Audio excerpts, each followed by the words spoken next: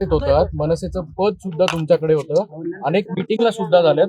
आज असं काय झालं की थेट तुम्ही राष्ट्रवादीची घड्याळ हाती घातली? बघ, सन्माननीय रावसाहेबांच्या नेतृत्वात गेली 18 वर्ष आम्ही महाराष्ट्र नवनिर्माण सेनेचं काम करतोय.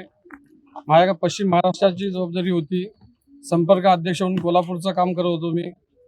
जनहित विधी कक्षावरती महाराष्ट्र नवनिर्माण सेनेच्या जनहित कक्षावरती सरचिटणीस म्हणून काम करत होतो. पुणे शहर उपशहर म्हणून अध्यक्ष म्हणून काम करत होतो. आता बऱ्याच दिवस झाला हा प्रकार चालू आहे. काय होते, 8 वर्ष झाली गेली निवडणुका नाही, 4 वर्ष झाली निवडणुका नाही आहेत. आता कंटिन्यू जवळ 10 वर्ष होत आली या गोष्टीला. आणि प्रभागात एवढ्या समस्या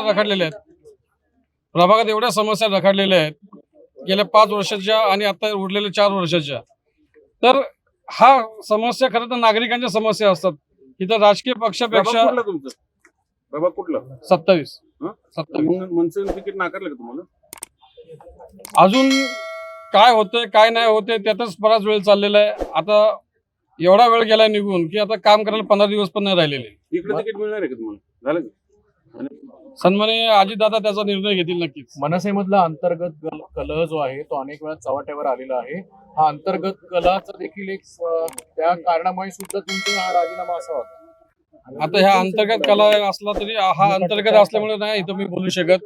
मला एकच माहिती आहे, सन्माननीय राज साहेबांवरती आम्ही मनापासून प्रेम केलेलं आहे. गेले 18 वर्ष काम करतोय आणि ह्याच्या पुढे सुद्धा राज साहेबांवरती प्रेम करत राहील आम्ही.